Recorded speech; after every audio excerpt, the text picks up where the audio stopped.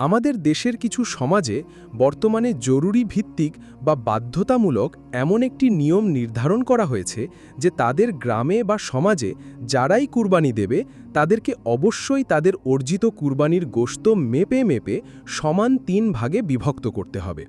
অতঃপর নিয়ম অনুযায়ী সেই ৩ ভাগের ১ ভাগ যতক্ষণ না পর্যন্ত সমাজের নির্ধারিত স্থানে বা মাতব্বরের ঘরে এনে জমা দেওয়া না হয় ততক্ষণ পর্যন্ত কুরবানি দাতারা তাদের নিজেদের ব্যবহারের গোশত বাড়িতে নিয়ে যেতে পারে না। অথবা সমাজভেদে এই ধরনের আরও কিছু কঠিন নিয়ম চাপিয়ে দেওয়া হতে দেখা যায়। আপাত দৃষ্টিতে একে সামাজিক শৃঙ্খলা মনে হলেও এর ভেতরে মূলত বেশ কিছু সরই ও মনস্তাত্ত্বিক সমস্যা রয়েছে। প্রথম দিক, সরই বিধান ও হাদিসের সঠিক মর্ম। ইসলামী শরিয়া কুরবানির গোশতকে হুবহু বা মেপে মেপে সমান ৩ ভাগে বিভক্ত করাকে কোনো অবস্থাতেই জরুরি, ফরজ বা বাধ্যতামূলক করেনি। এই বন্টন ব্যবস্থার আসল রূপ বুঝতে রাসূলুল্লাহ সাল্লাল্লাহু আলাইহি ওয়াসাল্লামের হাদিসের দিকে তাকালে আমরা দেখতে পাই তিনি বলেছেন, তোমরা নিজে খাও, অপরকে খাওয়াও এবং জমা রাখো।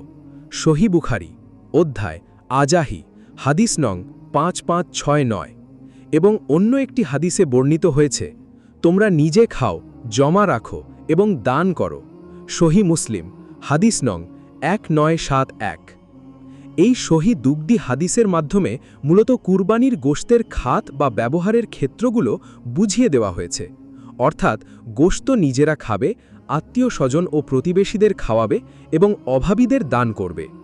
এর দ্বারা কোনোভাবেই আবশ্যিক বা গাণিতিক নিয়মে মেপে সমান ৩ ভাগে বিভক্ত করা বোঝায় না। দ্বিতীয় দিক, বন্টনের মূল দায়িত্ব ও সামাজিক জোরজলমি।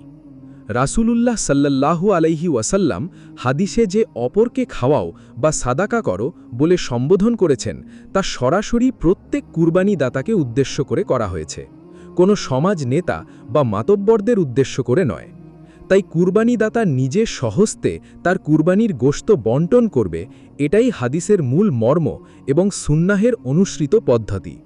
তবে হ্যাঁ, সমাজ যদি মানুষের কল্যাণে বা বিতরণের সুবিধার্থে স্বেচ্ছায় দায়িত্ব নেয় এবং কুরবানি দাতারাও কোনো প্রকার চাপ না ছেড়ে খুশি মনে তা প্রদান করে, তবে সমাজ নেতাদের জন্য এটা পরিচালনা করা বৈধ, কিন্তু কোনো অবস্থাতেই তা সর্বসাধারণের জন্য জরুরি বা বাধ্যতামূলক নয়। এই সামাজিক নিয়মের সবচেয়ে বড় সমস্যা হল তারা এক প্রকার জোরপূর্বক বা লোক লজ্জার ভয় দেখিয়ে মানুষের কাছ থেকে কুরবানির গোশতের 1/3 বা অর্ধেক জমা দেওয়ার নিয়ম বেঁধে দেয়। অথচ ইসলামের নিয়ম হল সাদাকা ও দান আল্লাহর উদ্দেশ্যে খাঁটি মনে ও সম্পূর্ণ স্বেচ্ছায় না দিলে তা আল্লাহর দরবারে কবুল হয় না। অনুরূপভাবে সামাজিক চাপের মুখে পড়ে কারো কাছ থেকে কোনো কিছু অনিচ্ছা সত্ত্বেও আদায় করা এবং তা পরবর্তীতে দান করাও শরীয়তে নিষেধ।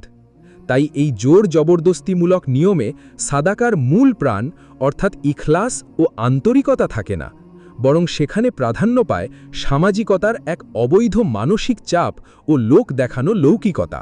তৃতীয় দিক, অভাবীদের আত্মসম্মানহানি ও অসম বন্টন ব্যবস্থা। এই আবশ্য পালনীর নামে চাপিয়ে দেওয়া সামাজিক নিয়মের আরেকটি বড় বাস্তব সমস্যা হল, সমাজ যখন পুরো গ্রামের গোশত এক জায়গায় স্তূপ করে জমা করে বিতরণ করতে বসে, তখন আশেপাশের বিভিন্ন গ্রামের শত শত ফকির, মিসকিন ও অভাবী মানুষ এসে ঘণ্টার পর ঘণ্টা রোদের মধ্যে লাইনে দাঁড়িয়ে অপেক্ষা করে।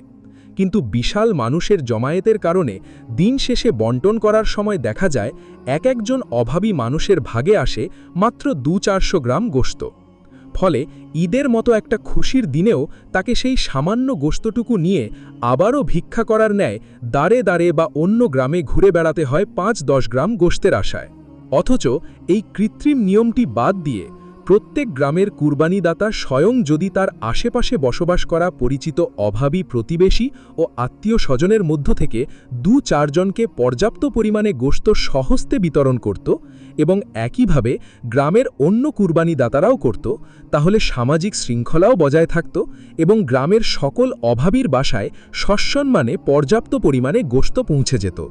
তাদেরকে অন্তত ঈদের এই আনন্দের দিনে লজ্জা, কষ্ট, আত্মসম্মানহানি ও তিরস্কার মাথায় নিয়ে বাইরে লাইনে দাঁড়িয়ে ঘুরে বেড়াতে হতো না। চতুর্থ দিক, মধ্যবিত্ত ও স্বল্প আয়ের কুরবানিদাতাদের পারিবারিক সংকট। এর পেছনে আরও একটি অভ্যন্তরীণ ও মনস্তাত্ত্বিক সমস্যা লুকিয়ে রয়েছে, যা সমাজের বিত্তবান বা মাতব্বরেরা অনেক সময় অনুভবই করেন না। তা হল, সমাজে এমন অনেকেই আছেন যারা অনেক কষ্ট করে সারা বছর ধরে নিজের একটু একটু রক্তপানি করা টাকা জমিয়ে ঈদের সময় একটিমাত্র ছাগল কেনেন অথবা বড় কোনো গরুর একটি ভাগে শরিক হয়ে কুরবানি দেন। সমস্ত প্রক্রিয়া শেষে তারা খুব বেশি হলে হয়তো ৮ থেকে ১০ কেজির মতো গোশত পেয়ে থাকেন। এখন এই যত সামান্য গোশত থেকে যদি ১/৩ বা অর্ধেক পরিমাণ গোশত সামাজিক নিয়মের কঠিন বেড়াজালে পড়ে বাধ্য হয়ে সমাজেই জমা দিয়ে দিতে হয়, তাহলে সেই কুরবানিদাতার নিজের পরিবারের জন্য অবশিষ্ট থাকে মাত্র ৫-৬ কেজি গোশত। এখন চিন্তা করে দেখুন তো, সেই মধ্যবিত্ত বা নিম্নবিত্ত পরিবারটিতে যদি ৭-৮ জন সদস্য থাকে, তাহলে তারা কি ঈদের দিন নিজেদের ঘরে তৃপ্তি করে পেট পুরকে গোশত খেতে পারবে, নাকি তাদের নিজেদের কোনো গরিব আত্মীয় স্বজনকে একটু হাদিয়া দিতে পারবে? এর ফলে দেখা যায় অনেকেই অত্যন্ত ভারাক্রান্ত মনে কেবল সমাজে মুখ দেখানোর ভয়ে বা লোক লজ্জার কারণে নিজের ভেতরের কষ্ট চেপে সামাজিক নিয়মের সেই অংশটুকু জমা দিয়ে বাড়ি ফেরে। অথচ ঈদের এই দিনগুলি হল পরম আনন্দ, উৎসব ও তৃপ্তি সহকারে পানাহারের দিন। নবী সাল্লাল্লাহু আলাইহি ওয়াসাল্লাম স্পষ্ট করে বলেছেন, তাশরিকের দিনগুলি খান পান এবং আল্লাহর জিকিরের দিন। সহি মুসলিম, হাদিস নং 1141। তাই কুরবানিদাতারা নিজেরা প্রথমে পরিবার পরিজন নিয়ে আনন্দ করবে এবং তৃপ্তি সহকারে খাবে।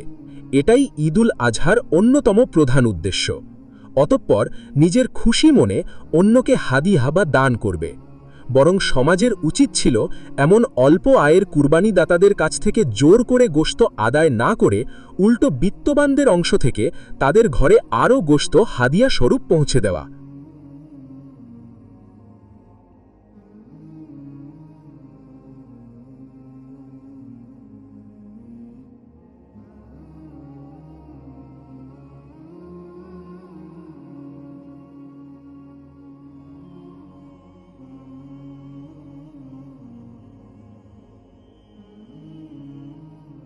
আমাদের ভিডিওটি যদি ভালো লাগে তাহলে অবশ্যই চ্যানেলটি সাবস্ক্রাইব করবেন, আর আপনাদের মতামত জানাতে অবশ্যই ভিডিওর নিচে একটা কমেন্ট করে মতামত জানাবেন।